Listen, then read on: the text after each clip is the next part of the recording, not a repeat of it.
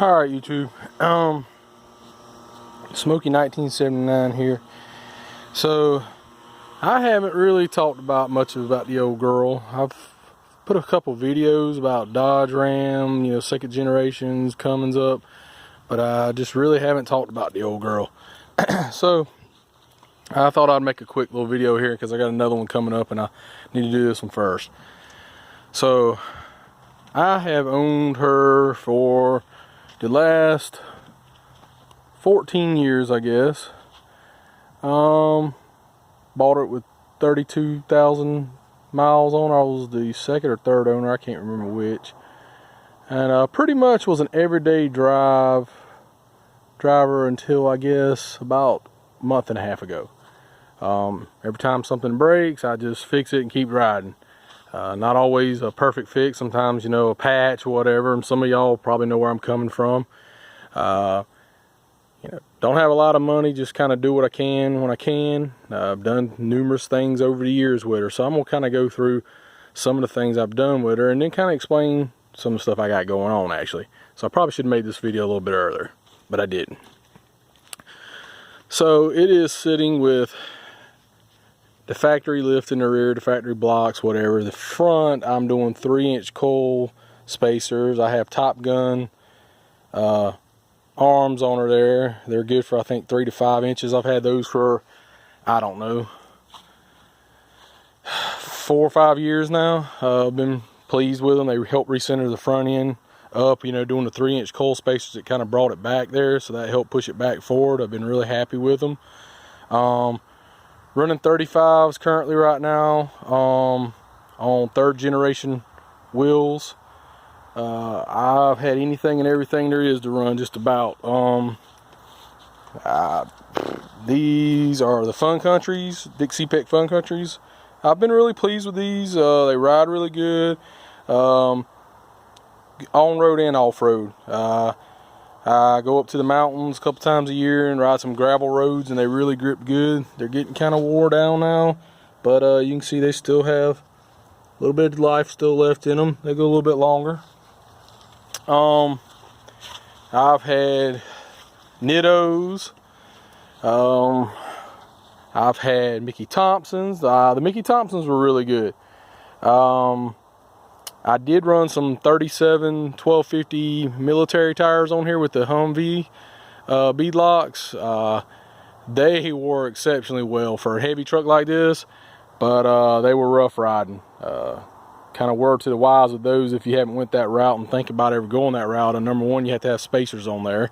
But number two is a lot of times why they're advertised on the eBay, and I noticed they're not near as much as they used to be, was because they were military takeoffs from sitting on Humvees for long periods of time, and what happens is they egg shape and they flatten out a little bit better, but round out, whatever you want to call it, but they still ride rough. So I rode them for about 1.5 years and ended up selling them with still tread left on them, which I was pleased for, as rough as I am on tires and many miles as I put on the vehicle.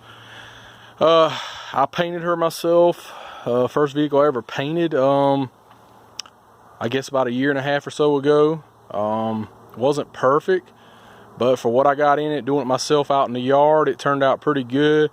I actually use my truck. Some people have trailer queens, baby them, wash them, every week. This one's lucky to get washed every month, maybe. I take it in the woods. I used to play with it in the mud a lot. As I gotten older and got a family, I don't really do that much, but I still do go occasionally up in the woods and stuff.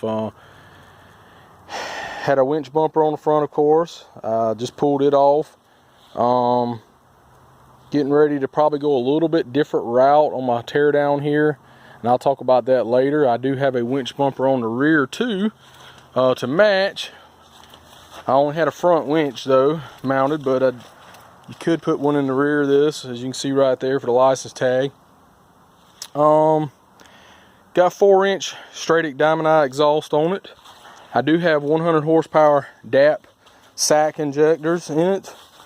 Hypertech programmer, not the best, don't get me wrong, but I put it on there maybe 10 years ago or so when I was just starting to get into this kind of stuff and didn't know a lot about it, and it was a good deal. maybe even a little bit longer, maybe 10, 11 years ago. It made a difference. It helped out in the beginning. That's all I had was a programmer and a cold air intake, an S&B cold air intake, and it helped. But now that I've started adding more horsepower, you know more about things, I would love to get a Smarty here in the future. Just got a lot of projects going on with her, or Edge Adrenaline, something like that, Edge Comp, maybe Stack the Stuff, of course.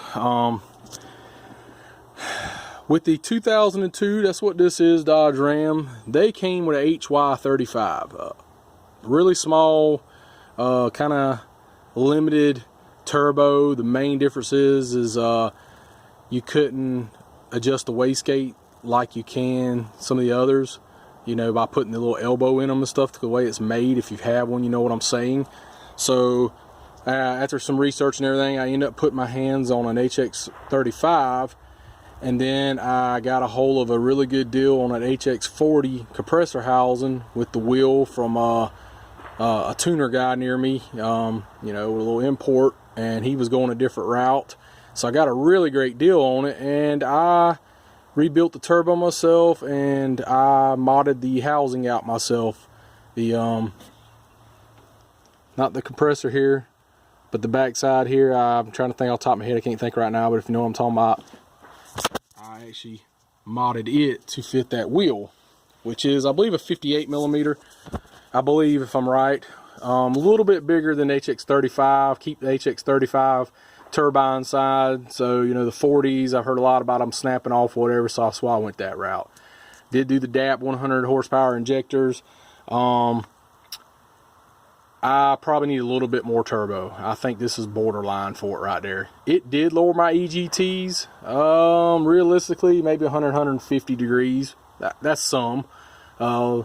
Spooling's pretty close to the same. It did make a little bit of differences in drivability and stuff, but overall I'm pretty happy with the 100 horsepower DAP injectors. That the Hypertech programmer, it does roll some coal when I'm nailing it from a dead takeoff, but it will clear up fairly well laid into it driving down the road.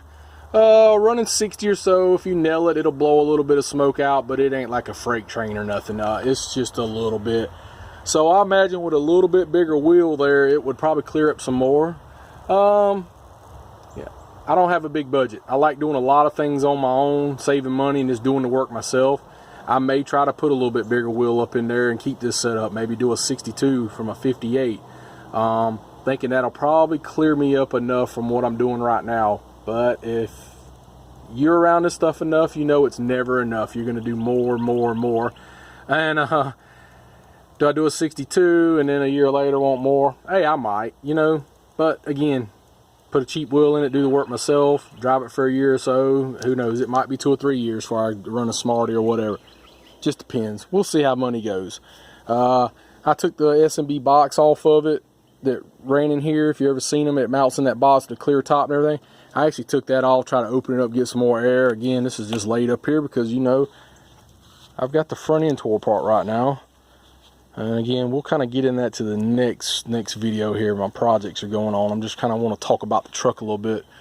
Got some aftermarket intercooler boots because I have blowed a boot off. So I went with a little bit better aftermarket boot. Because I'm going to tell you what, where I live at, unfortunately, there isn't really no diesel specialty shops or nothing. So when you blow one off, nobody has one. You got to kind of order one and get it here or make something or whatever, but nobody has one. So I actually wrapped duct tape around mine and drove it really easy for a day or two just to get back and forth to work, and invested in buying a whole set. I've got the filter deleted down there and stuff. The factory lift pump, of course, has been deleted because if you're going to do any kind of mods, you need more fuel. So I done this about 9 years ago or so. I have my fast in there. That's a 95 gallon per hour. It's got the little bit smaller filters, not the really long ones. So from the side of the truck, you can't really see them. You barely see the bottom of them right there, and that's what I wanted. I didn't want you to be able to see them. So that was one of the first problems because I had some lift pump issues, injection pump VP44 issues. that everybody knows us around these know about them. When I bought the truck originally, you know, it was under warranty and it started giving me problems. And after fixing them up a couple times, I went ahead and just spent the money on that, and that's one of the best mods, because ever since I've done it, that's been it. I've been done with it. Love to do a P-pump conversion one day on this thing. One day. Don't really need it for the horsepower I'm running right now for sure, but hopefully one day. My goal is not to be my everyday ride. Again, I do have another truck I'm driving now, so I may start getting more and more into this. Would love to have a first gen, thinking about going that, you know, keeping this old girl. This was my baby. I've had her, like I say, for about 14, 15 years now, and don't ever see getting rid of her. Pretty much other than that, that is about all I can think about for mods. What I've done to it, I had the draw straw in it right now for the fast. Gonna probably go away from that draw straw here in the near future and do a sump pump in her. I had the 3/8 lines. I've been running those for, I believe, ever since I got the fast. That's what came in it originally. There's all kinds of stuff about what you should and shouldn't do. Some people say, you know, you need at least so much pressure. Some say, hey, it's the volume. You got to have the fuel there. It don't matter about the pressure if you don't even have the fuel there. And I think it's a little bit of both. So right now I think I'm doing about 16 pounds of pressure. I kind of wonder maybe if I'm not on the edge of maybe dropping some of the fuel down on it, because I don't run a fuel pressure gauge all the time on it. I actually just stick one on the pump itself, maybe once a year, just to go back and check her and see how she's doing. I know some people are gonna give me a lot of flack about that, but I am gonna go. I do have the capabilities, but something's wrong with the sensor, is why I don't have the fuel thing, and just never have put one back on there. You know, just kind of knocking on wood that old fast is reliable, and keep going with it that way.